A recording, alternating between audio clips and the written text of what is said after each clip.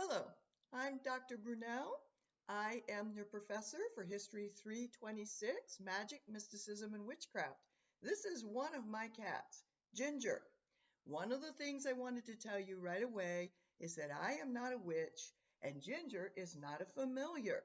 I don't practice sorcery and neither does Ginger. We'll let her go now and get started with our course. I have a couple of caveats about these video lectures. I am not an actress, I'm not a professional, and these are not filmed in a studio. In fact, they are filmed in my home here in France. I felt that it was more important to be spontaneous with you when possible, so I have some written lectures and I will refer to them from time to time. They're here on my left, so if you see me looking over that way, that's why. But I thought it was more important for me to be able to simply speak with you as spontaneously as possible rather than to simply read a lecture or to try to set something up in a studio. What that means, among other things, is that my cats, occasionally my husband, will make noise, intrude into the video. This is my husband, Bernard, and that's my cat, Ginger, one of my cats. And that's okay. And I promise that if you and I are speaking with a Zoom video or some other kind of chat, and somebody in your household makes some noise, or your dog or cat or guinea pig, lizard, whatever, intrudes on our discussion, I won't complain either. Most of the contents of this video are actually going to be about the contents of the course and the narrative arc of the course. I'm not going to spend a lot of time going over the syllabus because those materials are in a PowerPoint that you can access on the course website. But I did have a few things that I wanted to discuss with you in general.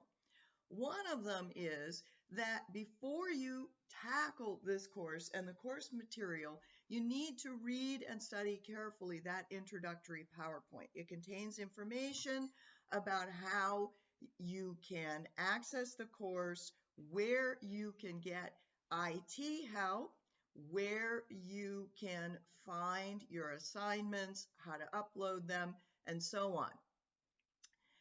I will probably make some changes to the course readings over the course of this semester or to the course assignments and due dates because this course is under development. Unlike most of my other courses that I have online, this is my first semester teaching this online.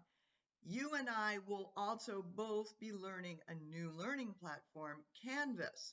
So one of the things I also try to point out to my students is that I am a historian. I am not a specialist in information technology, but fortunately the university has a student help desk.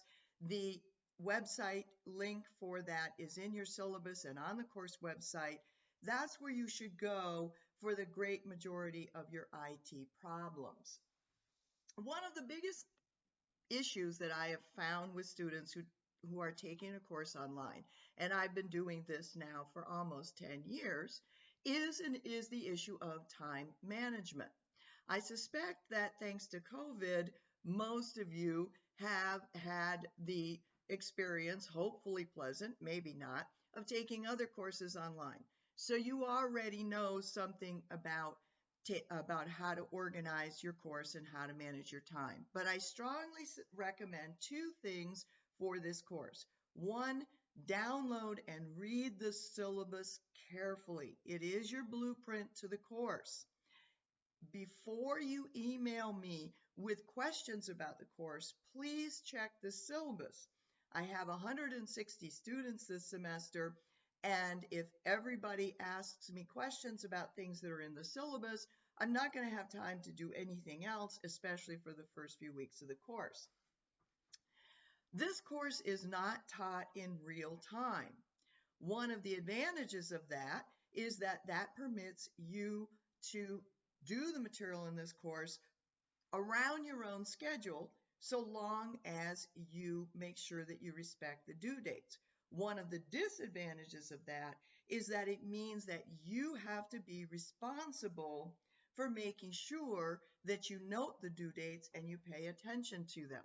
you're probably going to have to spend 6 to 9 hours a week at a minimum on the material in this course. When and where you do that is entirely up to you, so long as everything comes up in time for those due dates. You will have to do the reading for the course, and how to access those readings is all explained both in the syllabus and the introductory video. I also want to point out that this course assumes a basic knowledge of the Renaissance and Reformation era. In other words, the period from the late Middle Ages forward. When I say basic, what I mean is that I assume that everybody who's taken this course has had a world civilization course of some sort at community college, AP high school, or at Cal State Fullerton. However, if you haven't had a course like that and you're not sure about material in the course where you feel like you need more background, note that Pollock Library has a number of online World Civ textbooks that have chapters about the Renaissance and Reformation. You can easily go online, access them, and read up to get some of the background. Then, if you have further questions, you can contact me. This course asks you to read, and in some cases, write some short papers about primary sources. Again, before you tackle those assignments, there is another one of these introductory videos that's been posted again on my YouTube playlist about how to deal with primary sources. You cannot approach primary sources in the same manner as you approach a secondary source. By a primary source, just to refresh your memories, what we mean is a document, object, image generated in the time period of history that you are studying. Primary sources are the evidence that historians use in order to make sense of the past. Secondary sources are the interpretations historians write and narratives historians write about that evidence. So a secondary source is usually modern, or at least written long after the primary source. Most of what you will read in this class will be secondary sources, but you will be reading some primary sources, and you will be asked to interpret them. The CSUF History Department has two courses, History 300A and 300B, which give you an introduction also about how to handle primary sources. But I created my video to give people some basic pointers, either to refresh those students who have had those courses but may have forgotten some of the material, or for people who are taking this course who have not had a chance to work with primary sources in other settings before. So in this YouTube video, my focus is on the content of the course, and especially its central themes and narrative arc.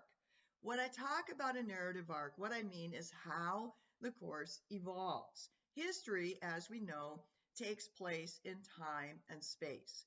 They say about buying real estate, it's location, location, location. Well, that's also true of history.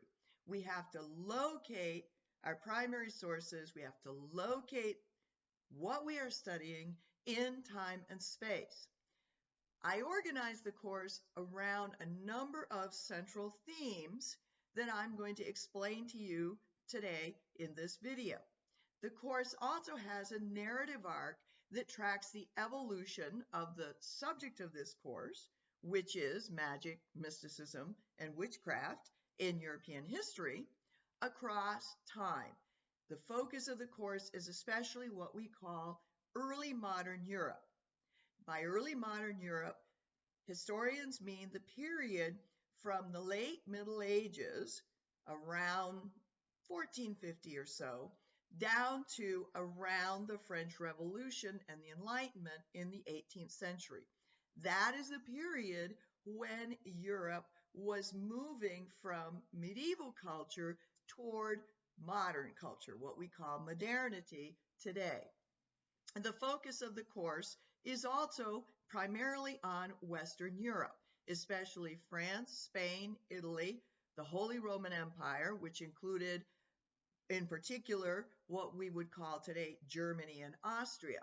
We don't spend a lot of time in this course on Eastern Europe because Eastern Europe was culturally quite different from Western Europe. We also don't spend a lot of time on Great Britain or the American colonies, although you will have some readings pertaining to them. I don't focus on the English-speaking world because the CSUF History Department has an American colonialist historian and has a British historian, both of whom focus entirely on those areas. Whereas we don't have as many people who work with Europe, Western Europe, and especially in the pre-modern era, meaning the Middle Ages and the early modern period. So this course begins with some background on classical Greek and Roman magic, simply because it's important to understand that in order to understand the development of Western magic in the early modern period. You will also have a brief encounter with magic in the Jewish and Muslim worlds, again, because they influence the evolution of magic in early modern Europe. But our focus will be mostly Western Europe.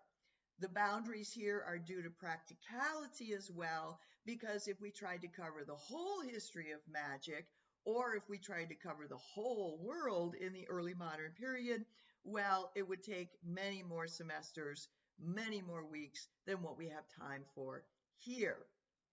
So let's start with some basic themes of the course and some central questions around which the course is organized.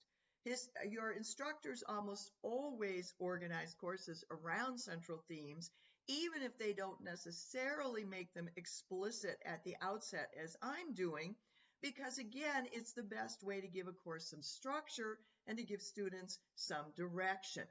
So, among the themes in this course will be, first, what I call the dual nature of magic, maleficia and demons. And when I mean the dual nature of magic, what I mean here is what is often called natural magic versus demonic magic. So first of all, maleficia. Maleficia is a Latin word. Its singular is maleficium, its plural is maleficia, and what it basically means is malice. Okay, in fact, the English word malice is rooted in the word maleficium. So when I talk about maleficium, I mean an act of malice performed through witchcraft. Maleficia means numerous acts of malice or acts of malice in general performed through witchcraft. So at its root, people's fear of witchcraft was the fear that somebody who possessed what they considered to be a system of secret hidden knowledge, magic, would use magic to perform maleficia. We should be aware here that not all magic was dark or consisted of maleficia, but that the fear always was that even a good witch or a white witch possessed the knowledge to perform dark magic if they chose. And I should point out here that there is a difference between sorcery and witchcraft. We frequently use the word witchcraft in a generic way to talk about all performance of magic. But of course, witchcraft is a gendered word because witches are female.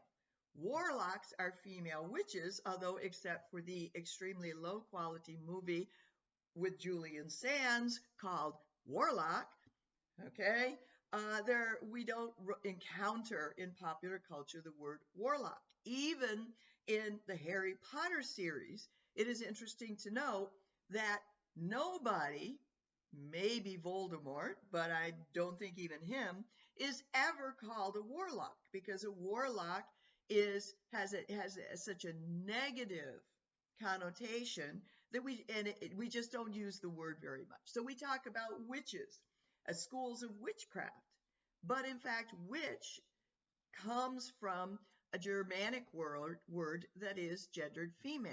So in this course, when we talk about witchcraft, we are going to confine our use of that word to primarily the witch hunts of the 16th and 17th centuries, where the targets of those hunts were primarily women. And the rest of the time, we're going to talk about magic and sorcery. Magic is the thing somebody performs, and sorcerers are people who perform magic, and they can be male or female. As we're going to see, gender and the gendering of magic is going to play a big role in the direction of this course. The next thing we need to talk about here is the issue of science versus magic. Among other things, because in our modern culture, we have come to view science and magic as opposed.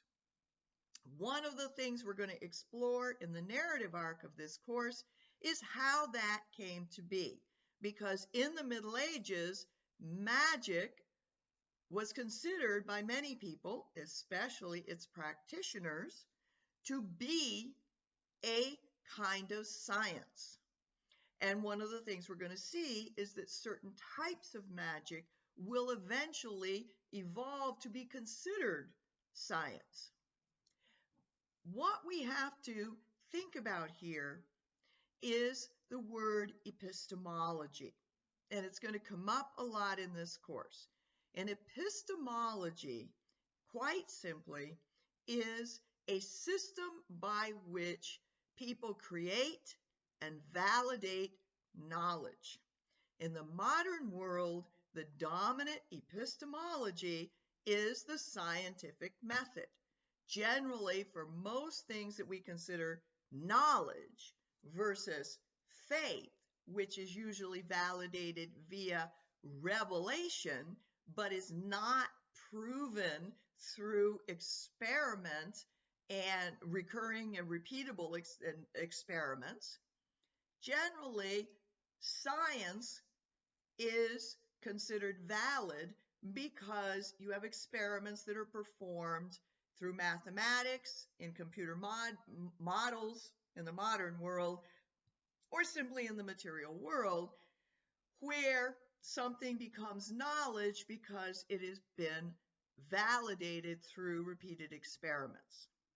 What you have to understand is the scientific method is a culturally based epistemology that even in the modern world, not everyone everywhere accepts as the primary means of creating and validating knowledge.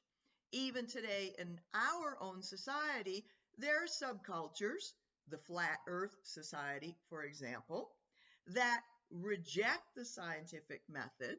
And there are also people who consider revelation, in terms of their religious beliefs, to be a more valid and superior epistemology for understanding the world than the scientific method. But in general, in our times, the scientific method is the dominant epistemology. So in order to understand this class, we have to try to get in the minds, into the heads of people in a different era when the scientific method was in its infancy. And most people's epistemology of knowledge, way of validating what was true, was through revelation or through knowledge that had been handed down by their ancestors in the classical corpus of knowledge from Greece and Rome. So people validated knowledge in their own time, either by comparing it to what they considered to be sure knowledge from Greece and Rome, the philosopher Aristotle, for example, or they validated it because it was revealed knowledge in the Bible, in the Gospels, in the Christian world in particular. So for these people, we are not dealing with a society here where people are irrational, less intelligent than we are. We are dealing with a society where the epistemology of what is known and true was different from our own. And we have to start there, because one of the worst things that a historian can do is condescension, is to look back at the past and say, they were foolish, we are wiser, they weren't as smart as we are, they weren't as informed as we are, and look down on them and basically pass judgment. And the problem is condescension gets in the way of understanding. The job of a historian is to understand the past. And to do that, you have to open your mind and try to understand how people in other societies and other times think, how they thought about the world. We often say as historians, the past is a foreign country. And what we mean by that is even people who were our own ancestors were, in the way in which they saw the world, as foreign to us as somebody from a foreign country. And just as if you go to a foreign country and you want to understand that country, you want to experience that country, you have to be open to the way in which that country operates, its worldview, its culture. The same is true with magic. So the next thing we have to think about with magic is we need to understand that magic was primarily a technology. Magic was also an epistemology, a way of understanding the world. But except for scholars and highly educated people, most people did not reflect about how magic works. Just as today, we have the technology of information science. Most of us can figure out through clicking around or through some training or tutorials how to make a program work, how to do something like register this video. Thank you, my husband Bernard, for helping me there. Or we can get help from IT. But most of us don't study coding in depth. We don't know how to create programs. We don't necessarily know precisely how the catalytic converter in our car works. We drive. Okay? Magic was very much the same way. Most people used magic as a technology where if they performed a set of rituals, something would happen that they wanted to have happen. Something good would happen.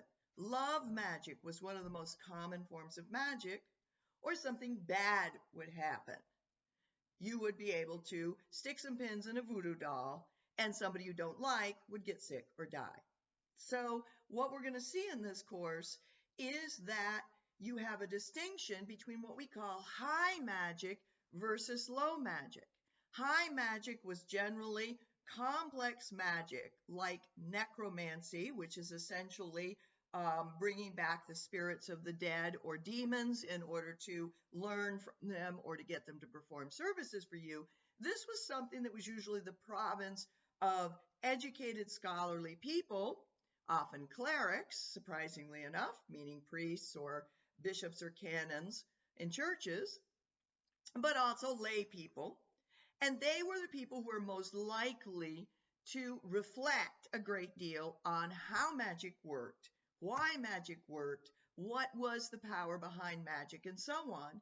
and then what we call low magic, which was the magic of popular culture, the magic that most people used in their daily lives to cure a toothache, to find a lover, to get rid of a husband they didn't like, to make sure the cows made enough milk, or ensure that the cows of the neighbor they don't like didn't deliver milk.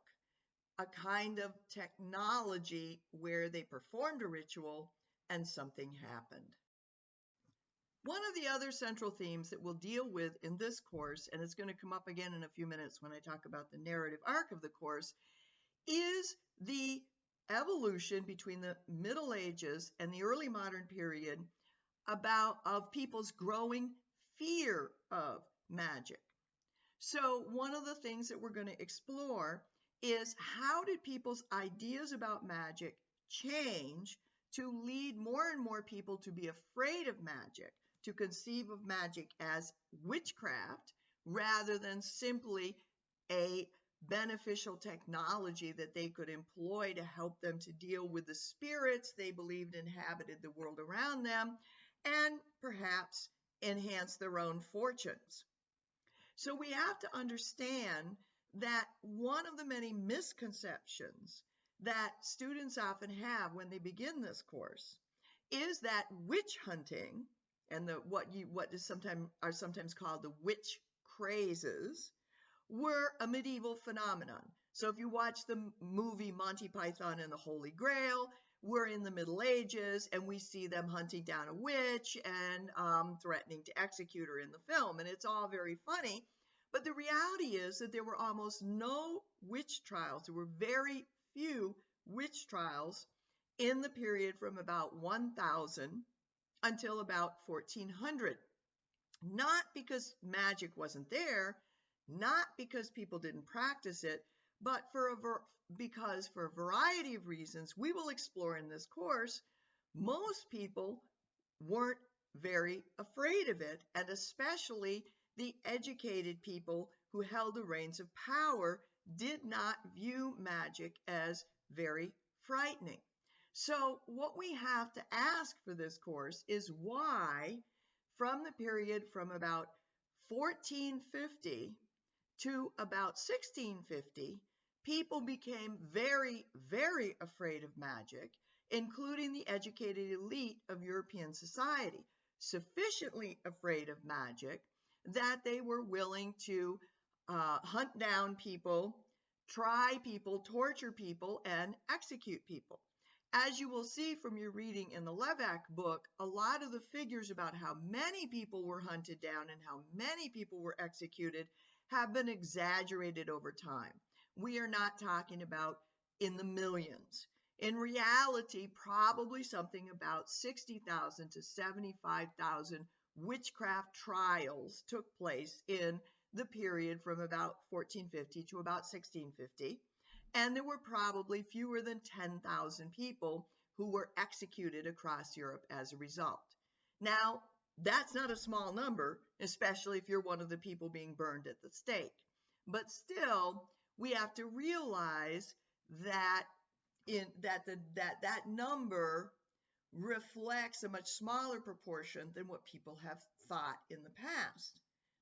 But we still have to ask the question why, and why in this period. So we need to understand how the European epistemology of magic changed and how European jurisprudence changed. And what we mean by that are systems for creating and applying laws and hunting down criminals. All of these changed during the early modern period in a way that allowed for a rise in witchcraft trials during the early modern period and a gradual decline in those witchcraft trials after about 1650. Another important theme for this class will be the theme of witches as neighbors. And what I mean by this is we need also to understand that most magic was popular magic, low magic, performed in villages, in city neighborhoods. And most witchcraft trials resulted not from some famous witch finder like the famous British Matthew Hopkins, who parachuted into a community and started hunting witches, or some inquisitor who came into a community and started hunting witches. By the way, the Inquisition, in reality, wasn't very interested in witches. They were far more interested in heretics than they were in witches. And that's one reason why you have fewer witchcraft trials in countries where the Inquisition was stronger, like Spain and Italy, than you did in areas like the Holy Roman Empire or Switzerland, where the witchcraft was, or where the Inquisition was weak or non-existent. So most of the time what happened is that you had somebody in the community who practiced magic, fell out with their neighbors, and after a long period of years, somebody finally got up the courage to denounce them, and somebody at another level, a higher level in the legal system, listened, and that would begin a cascade that would lead to a witch trial. So this also leads us to another important theme, which is the development of the state in the early modern period. Witchcraft, magic, sorcery was everywhere in early modern Europe. People, even devoutly religious people, believed in witchcraft, believed in magic, believed in demons, and often practiced it on a small scale themselves without seeing a great deal of conflict with their religious beliefs. It was pervasive, and many types of magic, alchemy, for example, which is the ancestor of modern chemistry, astrology, the ancestor of modern astronomy, were actually considered to be a form of learned knowledge, a science, if you will, in this era. So one of the big changes that we're going to explore in this class is the ways in which the development of a centralized state impacted the course of ideas about magic and the witch hunts themselves. Because if you have a central government that is willing to make and enforce laws against witchcraft or magic, you can have witch trials. If you do not, you can't. The magic continues to circulate, the belief in it continues to be there, but it requires institutions of the state to do something about it. The final theme that I want to explore here, or at least signal to you that we will be exploring here, is the gendered nature of witchcraft and magic. As I pointed out before, witchcraft is itself a gendered word.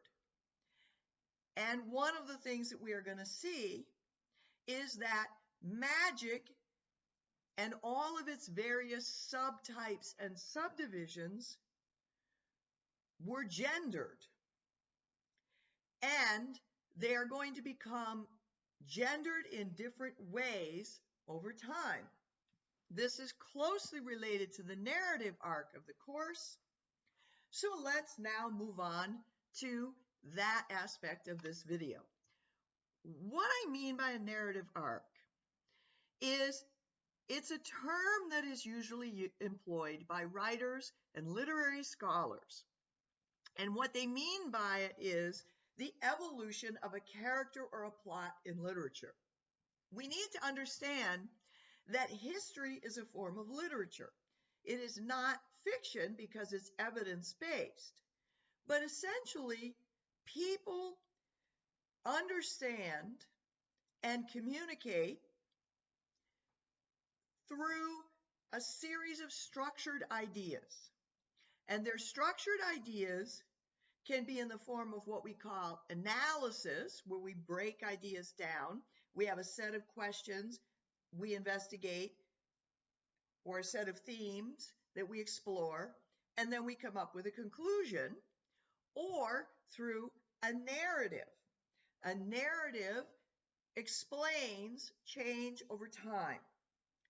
Most of your history courses have both central themes or narratives, although your professors may not always make them as explicit at the beginning of the semester as I'm doing here.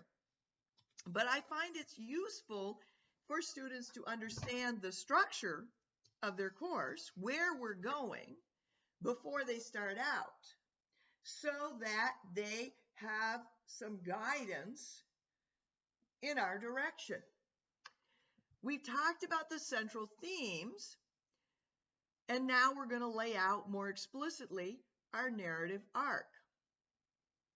Our central themes and questions are in this course are primarily about an evolving worldview.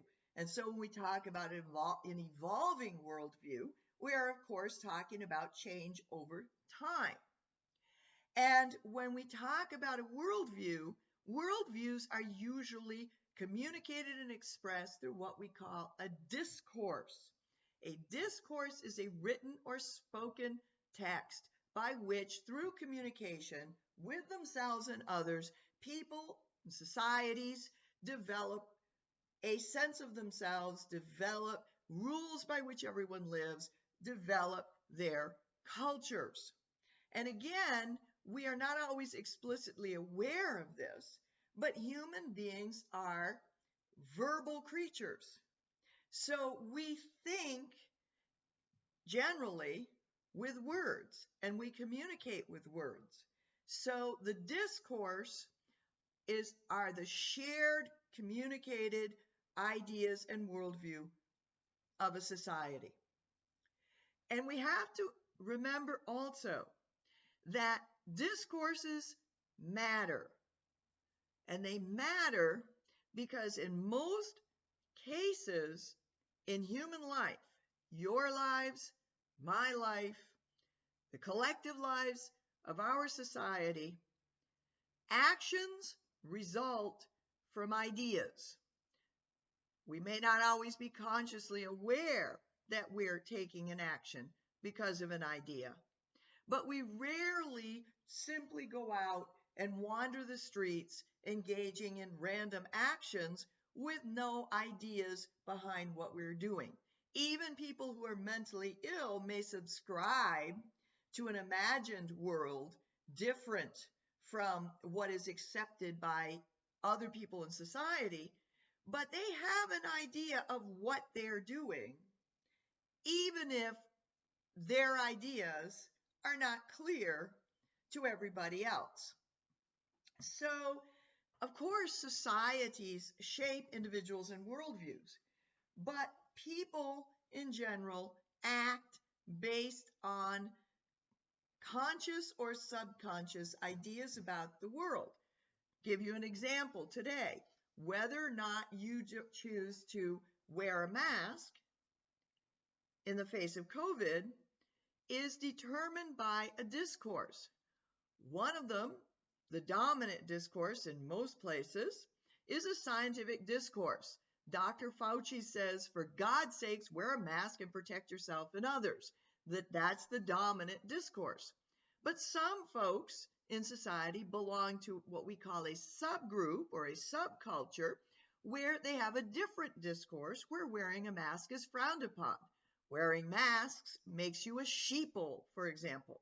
That is a discourse that influences whether or not somebody puts that mask on. We are verbal and social beings, and most of our ideas derive from the discourses around us, discourses that we are taught or that we absorb from our religion, from our parents, from our extended family, our neighborhood, from our schools, gender, identity, politics. These are all anchored in discourses. My point here is that magic and witchcraft were discourses that resulted in actions. You don't drink a potion containing ground pearls, urine of a cat, and some herbs from your garden unless you subscribe to a discourse that says that that potion is medicine. The discourse leads you to take the action. Discourses in most societies have multiple discourses that operate in different levels of the society: high society, low society, educated society, less educated society. These discourses are often in competition with each other, although sometimes they borrow from each other. And as these discourses evolve, so too do actions. And so to understand the rise and decline of witch hunting, we have to understand the rise, the evolution, and the decline of a magical discourse. So the narrative arc of this class, in a nutshell, begins with the Middle Ages and a magical worldview where people believe in magic, but most educated people view magic as being either a pagan superstition or something that's not terribly dangerous because God has given priests and the wise the means to control the demons in the world. And most people who practice low magic are simply deluding themselves. We are going to see, however, that by the time we get to the late Middle Ages and the Renaissance, we're going to see a different discourse about magic, where magic is increasingly viewed as a technology that is powered by one of two means: either by natural forces hidden in nature, and many Renaissance magi or magicians argue that God had hidden those forces in nature, sort of like electromagnetic power, for humans to discover and use to power their technology. They looked at magic in a very similar kind of way, and therefore they argued that magic is fine as long as the people who are using it know what they're doing. The other discourse was a discourse that said that all magic was demonic. So magic usually doesn't work, but when it does work, it works because there is a demon who is making it work in order to seduce a soul into worshiping the devil. And so therefore magic is dangerous and illicit.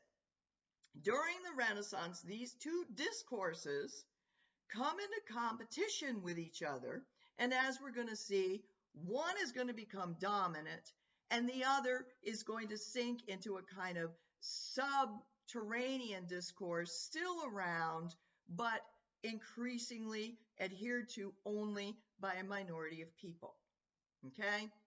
The next stage is going to be that the idea of demonic magic is going to evolve to become viewed not only as a sin because of the person doing this is engaging in maleficia or evil acts, but that in fact magic is also a form of heresy, a form of wrong belief and rebellion against God.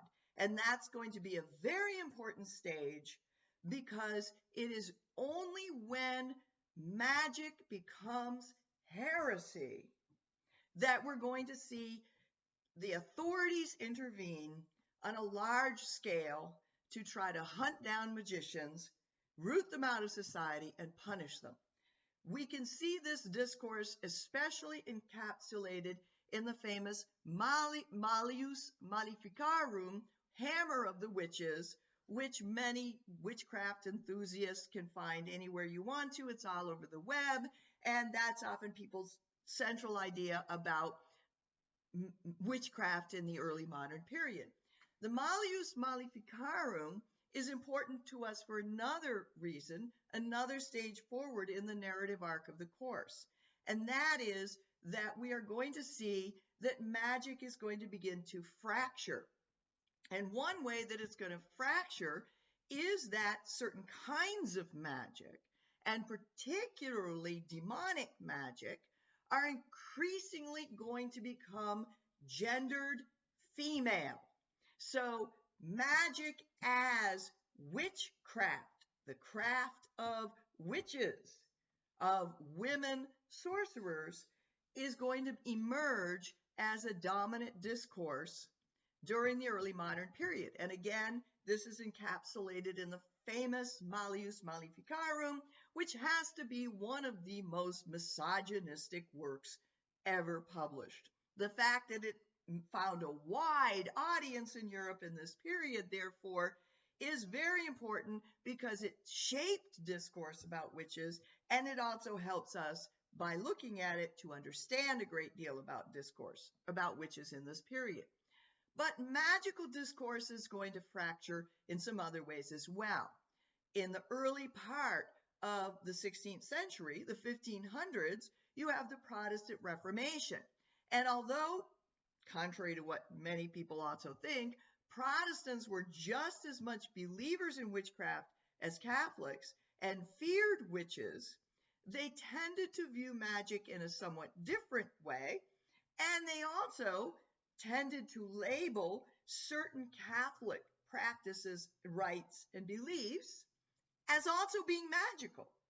So one of the ways in which the Protestants critique Catholics is that they claim that the Catholics are themselves deluded by demons into engaging in religious practices, even certain of the sacraments, that are in fact demonic innovations that are magical in nature. The other big change that we're going to see in the fracturing of the discourse of magic in the early modern period is going to be the ways in which magic is going to break into branches, again, such as alchemy and astrology, that will increasingly be viewed as reserved for the elite and eventually will be subsumed into the scientific method and become a form of science practiced by men, whereas other kinds of magic, particularly low magic, will be considered to be the domain of deluded females. And this is important because as we get to the end of early modern period and the magical discourse begins to fade, the epistemology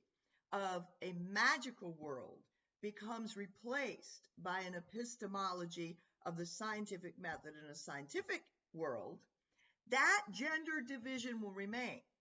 And so what we will see as we begin to move into the modern era is that women who were viewed as irrational, emotional, will be denied access to knowledge in the form of science, which they were thought to be incapable of understanding.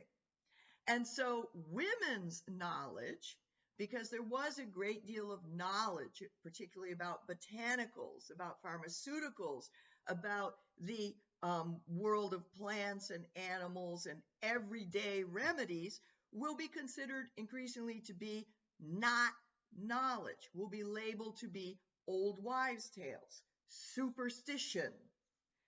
And in fact, we'll see Protestants claiming that it was women who upheld the Catholic Church because they liked the rites and superstition of the Catholics, whereas true religion is something that men can understand and women can only be taught to pray and follow behind. So the gendering of knowledge will accompany the development of a scientific epistemology only to be taught to men, and women will be consigned to not knowledge, to superstition. So what we'll see by the time we come to the end of this course, that educated people will reject the reality of magic, and magic and those who believe in it, either the lower classes and or women, will become increasingly an object of derision rather than fear. And this is one of the reasons why we'll also see an end to the witch hunts and the witch trials, because we do not persecute what we do not fear.